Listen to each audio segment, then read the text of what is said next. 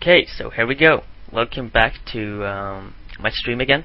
As probably a lot of have noticed, I haven't given out a video in about 2 months, and this is due to various circumstances. For example, I've joined a new team, PVZ Gaming, a Norwegian team. Been busy practicing, so now I'm High Master, fun stuff. My headset died. My desktop is being BM. Casting this from a laptop actually, so yeah, there's been a lot of problems preventing me from making new ones, but I'm hopefully back, and yeah, I'm hoping to give out more videos from now on, and in April or May I will probably get myself a new very powerful computer, which I'm going to spend a lot of money on if I do get into the school I am trying to get into. So, but yeah, today though, I'm going to do a PVZ tutorial. Going to talk a little bit about the evolution of the matchup and what might be a new and up-and-coming metagame. Now, PVZ kind of started with the 3 gate center expand, at least. That was the first real big metagame change. But eventually, one figured out that because you had to get 3 gates and you had to invest so much in units and get so little expand, it tended to put you behind versus Zergs. And thus, it went in a more forge fast expanding direction, which was very good. It did give a safe and very economical opening. Zergs eventually learned to abuse this though, and got themselves fast thirds, taking them at about 420, sometimes even earlier in extreme cases, and then they just droned up to 70 drones and just steamrolled you since you were standing in 2 base. To counter this, Protoss learned a lot of all-ins, timings, and so forth to try and punish this. For example, 6 gates, 7 gates, different blink timings, immortal all-ins, and so forth. But yeah, the Zergs eventually learned that by abusing their 60-70 drone economy on 3 bases, they could just pump out non-stop units and overrun it, and then you were pretty much GG because you couldn't expand. And often your tech was limited too, so you didn't really have anything to go with. And thus, more earlier timings like 2 gate zealots, the 4 gate 1+ zealot timing, and so forth began developing, and then Zerg again countered it by getting Roach Warren as early as 7 or even 6:30 minute mark, meaning that we couldn't really, like, there's a lot of problems actually pressuring the Zergs. You can still of course win, like if you catch them off guard or if you do some sick micro, so it's not like 2 base timings and pressure builds into expands don't work. It's just that it's very hard to often take your third, and it's often kinda dodgy sometimes. Coin flip is probably not the right word, because if you do it solid then you can win, but overall it doesn't feel as good as it could be. And especially regarding the Stefano Mass Roach style, which has been debated a lot of on TL recently. There's a 42-page long thread, which have been discussed. Like, the thing is, they take the third, they're drone up as much as possible, often up to 80 drones if they can, and then from there on they just pump out non-stop roaches until they hit pretty much max that 12-minute mark. And the problem with this is actually taking your third. How are you going to actually get it up so you can actually carry on to the late game? And a new idea which has been presented and discussed and a little bit experimented with in that thread is taking a fast third as Protoss and then trying to abuse 2+ weapon and tons of blink stalkers in order to hold it and eventually carry on to at least an even late game scenario, which is what we want. It's not like we want free wins, but like having a solid way to get into the late game. That's what this is actually trying to accomplish, what I'm going to look at today. I've done so myself. As you can see, I'm playing versus a teammate of mine here, mid-master Zerg, I'm high master, so. But still, he's pretty good, and he's trying to kind of emulate it, and then I will try to counter it by doing this very fast third and see how it matches up. This is in a very early phase still, so nothing is set in stone at all. This is probably going to need a lot more refinement, not only my version, but later on we're going to see a replay from NRS Ranged versus, I think it's a GM Zerg Protosser. So yeah, and you will see that he also is trying something in that style and does very well with it. So although his is also probably going to need refinement, I think it's an interesting concept which need to be played around with more, which is why I'm doing this video, with tutorial video, if you may call it that. So yeah, now going to the I guess I can speed up a little bit. I'm going to open a little bit different than he does. He does it with a forge fast expand as standard, which is a good probably way to do it. It's just not my favorite way of doing it, as I feel I don't get the warp gate fast enough. I want a few units to actually feel confident taking it. But yeah, I'm going to open with UFFE. I'm not sure if I pronounced that right, but it's a build made by a German High Master Protoss. We essentially combine Gateway and Forge Expand. It's slightly less economical than a Forge Expand, but more economical than a Gate Expand. But also, it's slightly risky, but it's but with good execution and with good awareness, you can hold pretty much anything, I think. So yeah, he's going to just take that fast third. I'm opening here, get cannon, getting my cyber. Not corner boosting too much probe, using 1 or 2. And then I'm constantly corner boosting my cyber core, because the idea that me and a lot of others seem to have is that we go up to 3 gate with 1+, and use that in order to secure the third base. So yeah, now I get my additional gates. I'm producing probes, but I'm not corner boosting them, so I'm starting to fall behind now around the 7-minute mark. But that's okay, I'm soon taking my expand anyway. So now I'm getting up my warp gate research. I have already 2 Stoker and Sentry. I'm getting up warp gate. Now, a thing I already have seen and have tried to improve on is to get a little bit earlier nexus. Some would say that 750 nexus, or yeah, 750 is pretty darn early, and yes, that's the entire point of this opening. But if you just warp in 3 sentries, as I did here, giving me 4 sentries, 2 cells, and 1 stoker, with 1+ coming up soon, you can actually just get the nexus right before the first warp in, meaning you can get it 720, 730, which is pretty darn good, I would say. Especially considering you also have non-stop pro production, you have weapon coming up, you have several gates. The Zerg is in the lead though, drone lead, but that's entirely natural. That's something we've gotten used to, so it's just pumping up. You could probably have a little bit more by now, if his macro was perfect, but it's pretty good. So keeping up here, getting my units, getting pylon. And the thing is that although this seems risky, the expand you take happens while he's still in the droning phase. So unless he very actively scouts or decides from the beginning to do some kind of very pressure based or all in which case you should just adapt, this is actually not too risky.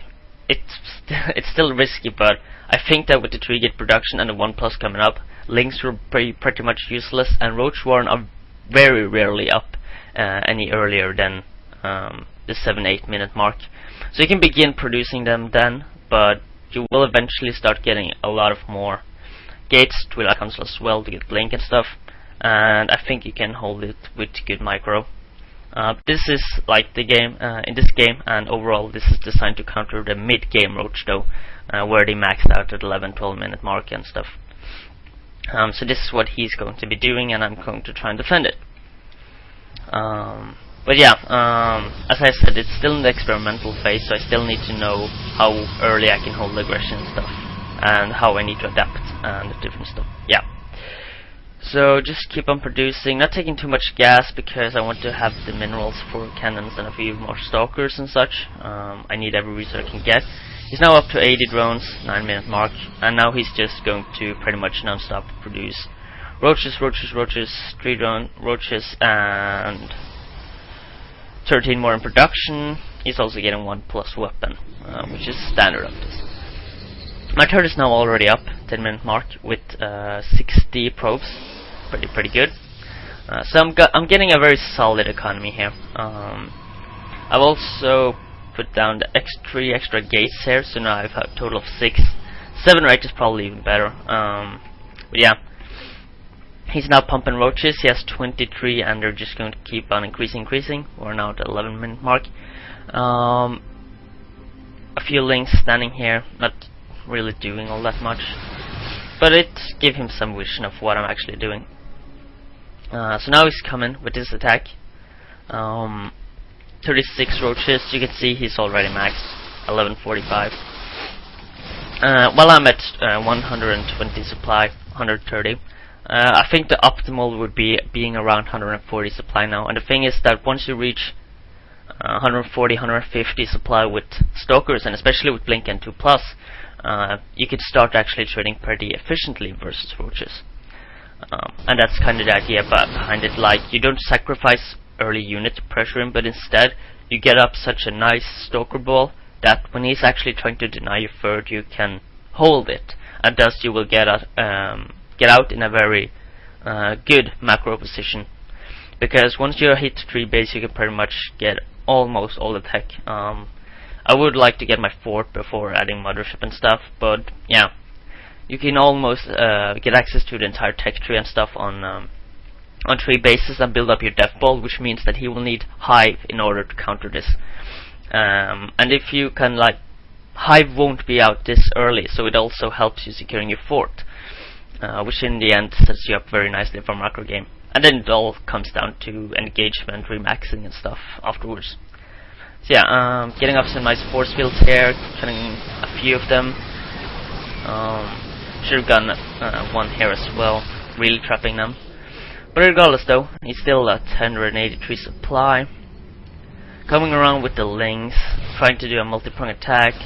I do have the cannon here though, should have had a couple more maybe. And there he comes, trying to do a double prong attack. I cut his army pretty nicely. I have Blink. I also just warp in here, have the cannon here. And as you can see, I'm trading pretty good. He's still like way ahead in supply, but the thing is that even if he's ahead in supply, it's roaches, and roaches are not very supply efficient.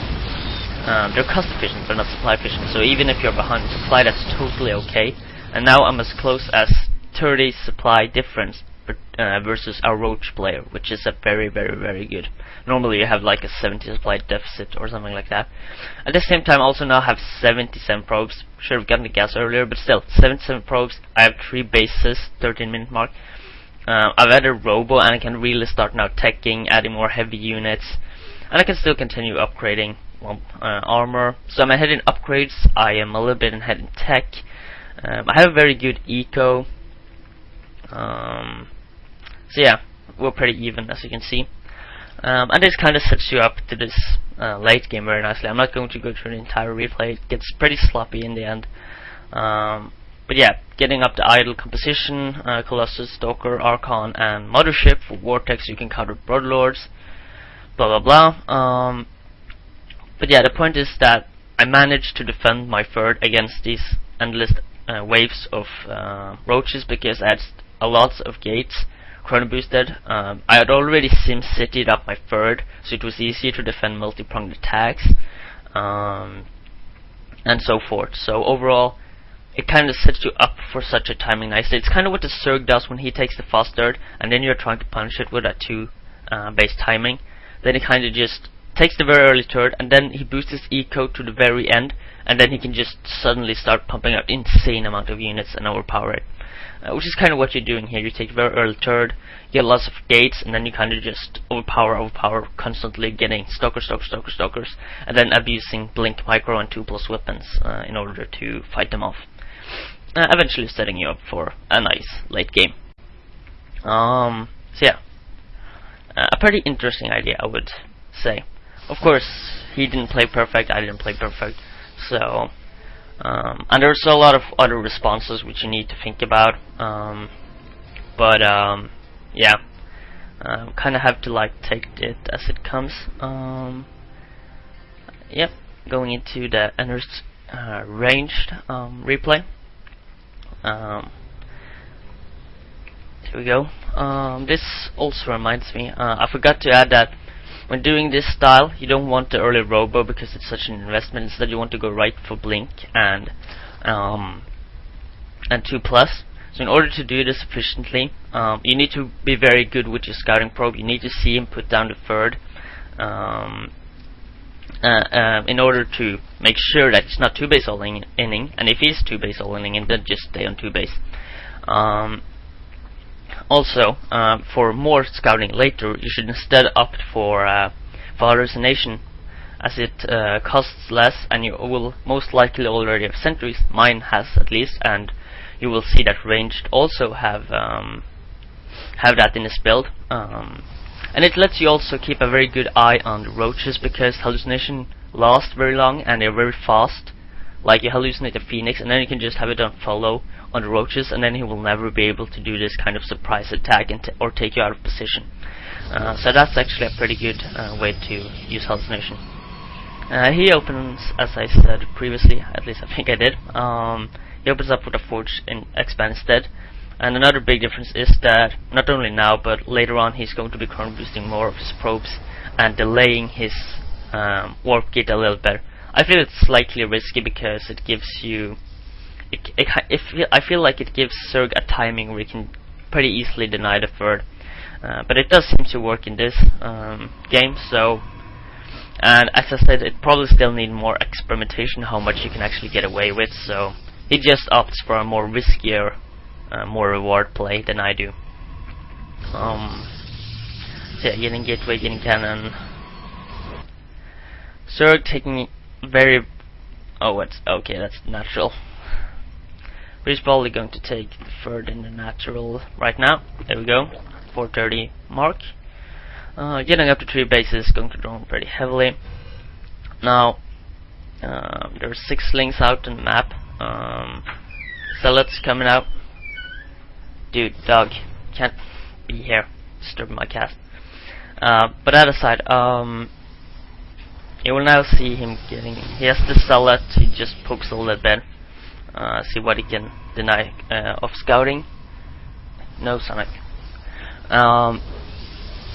So yeah, that was disturbing. But now he's going to get a stalker and he's going to poke a little bit around with it, because when going this kind of fast turret, it's not very common to get to get speed as fast. You tend to stay on just normal lanes and use eventual spines, or just time it very well with the Roach Warren in order to hold any aggression.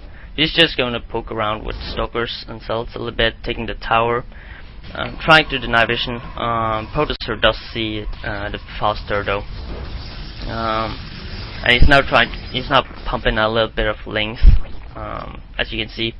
I'm not sure if that was a response to the third or to the solid stalker aggression. Maybe it thought that it was a gateway timing coming up or something like that. And it's always good to fake aggression. You just need to be careful that you can actually defend the units he produces. So he's now gotten some sentries, he's getting extra gateways, and I think it's a very great map for this, as you can just wall off this area with a cannon, and then you kind of force him to come into this choke here, which adds a lot of predictability to where he comes, and also lets you force field a lot of his army if you use your sentries correctly. As I said, he's also getting the hallucination, meaning he can scout with that. To check if there's any muta transition coming out, where his roaches are going, and yeah, whatever he needs to prepare for. 1+ also getting done it's a bit later than mine as well, making it harder to hold Ling aggression. But against the Roach aggression, this is designed to counter, it's not really a problem. So yeah, Twilight Council also coming up, aligning pretty good. Getting a cannon here as well, which is great defense. As you know, he needs to come through here. You might as well get one. It also works against Burrow, although the Roach push this is designed to counter don't usually come with Burrow. It's still nice to have. So now he's gone up to 3, 4, 5, 6 gates. 6 gates.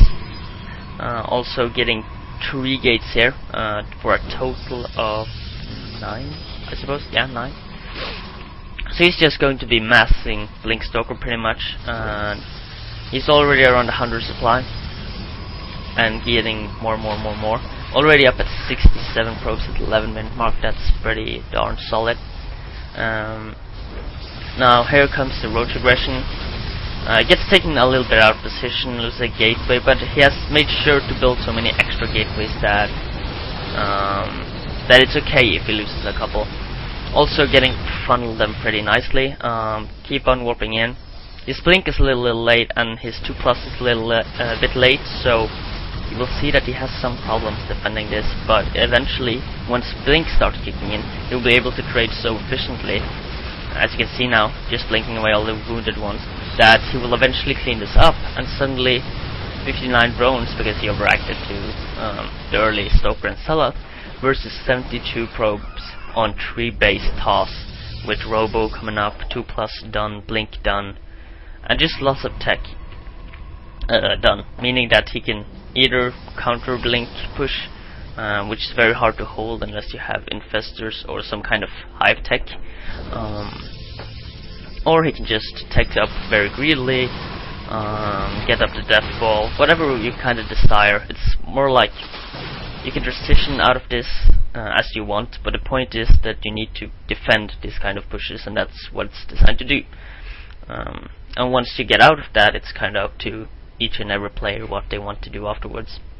He chooses a War Prism. I suppose he's going to go around a Raz a little bit, but I'm not going to go through the entire replay because that's not the point. The point is that I think this is a very interesting style, which are being experimented with, and I think it's worth giving a look because it so easily sets you up. Like, it's extremely greedy but at the same time you can still hold off these insane amounts of roaches. Now the only thing is, like, this kind of semi-timings that comes a little bit earlier, can they actually break it? That's the question, and it needs further testing, but I think it's worth a shot at least, and I hope to see more of this kind of play in PVZ in the future, and hope it has a future. So yeah, that pretty much wraps up my thoughts. Thanks for watching, and hopefully it was a good learning experience. Bye.